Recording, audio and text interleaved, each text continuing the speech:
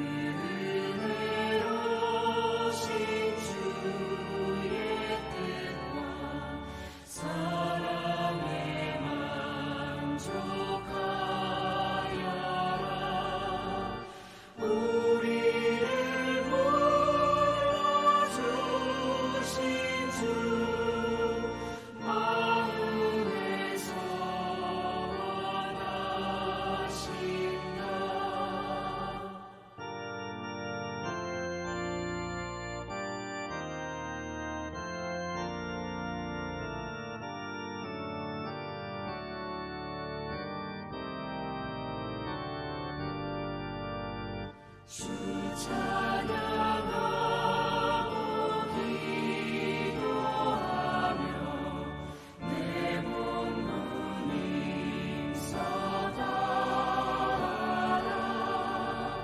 주 약속하신 모든 은혜 내게서 이루어지리라.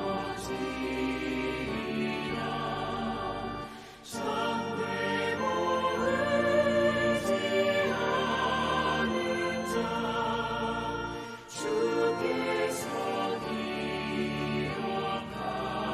기억하시리.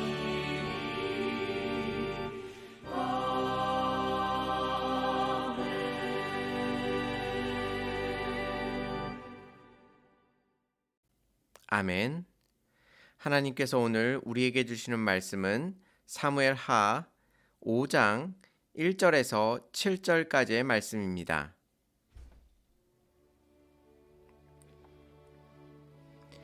이스라엘 모든 지파가 헤브론에 이르러 다윗에게 나와 이르되 보소서 우리는 왕의 한 고륙이니이다.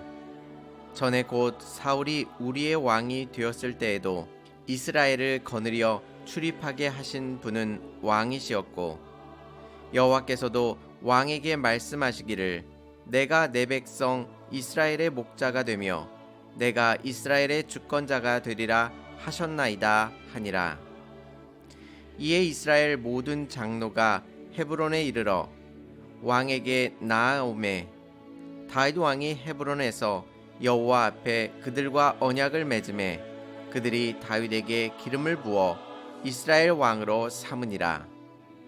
다윗이 나이가 30세에 왕위에 올라 40년 동안 다스렸으되 헤브론에서 7년 6개월 동안 유다를 다스렸고 예루살렘에서 33년 동안 온 이스라엘과 유다를 다스렸더라.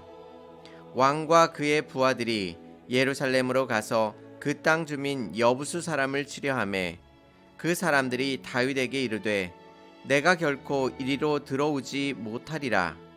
맹인과 다리 저는 자라도 너를 물리치리라 하니 그들 생각에는 다윗이 이리로 들어오지 못하리라 함이나 다윗이 시온 산성을 빼앗았으니 이는 다윗 성이더라. 아멘.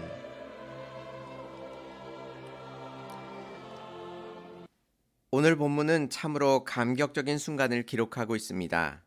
사무엘상 16장에서 사무엘은 다윗에게 기름을 부어 이스라엘의 왕으로 삼았습니다. 그런데 그가 왕이 바로 된 것이 아니었습니다. 심지어 그가 골리앗을 물리쳤음에도 불구하고 그가 왕이 될 수 있는 상황이 전혀 만들어지지 않았습니다. 오히려 사울이 다윗을 죽이기 위해 모든 군사력을 동원하여 다윗을 쫓았습니다. 그렇게 광야를 돌고 돌아 드디어 그가 이스라엘의 왕으로 등극하게 된 것입니다. 우리는 사무엘 상하를 읽고 나면 이 장면을 주로 기억하게 됩니다. 반면에 앞에서 다윗이 광야에서 고생했던 그 사실은 쉽게 잊어버리게 됩니다. 그래서 오늘 말씀은 앞에 다윗의 고난과 지금 다윗이 왕으로 등극하는 이 일 가운데 하나님께서 어떻게 일하시고 계신지를 살펴보면서 하나님의 은혜를 나누고자 합니다. 그런데 오늘 본문은 앞에서 자세하게 설명하는 서술 방법을 사용하지 않고 다윗이 왕으로 기름 부음 받고 그가 왕으로서 세워져 가는 데 있어서 너무나도 일사천리로 다 이루어지고 있는 모습을 우리들 가운데 보여주고 있습니다. 다시 말씀드리자면 오늘 사건을 자세하게 설명하기보다는 속도감 있게 이 일들이 순탄하게 이루어졌음을 우리들 가운데 보여주고 있습니다. 이를 통해서 무엇을 우리에게 알려주시기를 원하셨을까요? 먼저 3절 말씀을 보시면 이에 이스라엘 모든 장로가 헤브론에 이르러 왕에게 나아오매 다윗 왕이 헤브론에서 여호와 앞에 그들과 언약을 맺음에 그들이 다윗에게 기름을 부어 이스라엘의 왕으로 삼으니라 라고 말씀하고 있습니다. 사울의 아들 이스보셋이 죽자 모든 이스라엘 백성은 다윗에게로 달려가 다윗을 왕으로 삼았습니다. 그런데 오늘 본문에서 당황스러운 것이 있습니다. 그것은 이스라엘 백성들은 다윗이 이스라엘의 목자요 주권자가 될 것을 이미 너무도 확실하게 알고 있었습니다. 그런데도 그들은 당시에 막강한 힘을 가지고 있던 사울을 따를 뿐 다윗이 죽도록 방치하고 있었던 것입니다. 하지만 모든 상황이 다윗이 왕이 될 수밖에 없는 상황이 되자 이스라엘의 모든 지파가 헐레벌떡 찾아와 다윗을 왕으로 삼고 있는 것입니다. 그런데 이 상황을 만든 것은 다윗 스스로가 만든 것이 아니었습니다. 우리는 앞에서 다윗이 살기 위하여 가드왕 아기스 앞에서 미친 척을 할 때조차도 그가 왕이 될 수 있는 어떤 가능성도 발견하지 못했었습니다. 그런데 그 일 후에 환난 당하는 자 빚진 자들이 400명이나 다윗에게 몰려들었습니다. 그리고 블레셋이 그 일날을 칠 때에 다윗이 그들을 도와주었습니다. 그 결과는 어떠했나요? 그 일날 사람들은 다윗을 배신하고 사울에게 다윗을 넘겨주려고 하였습니다.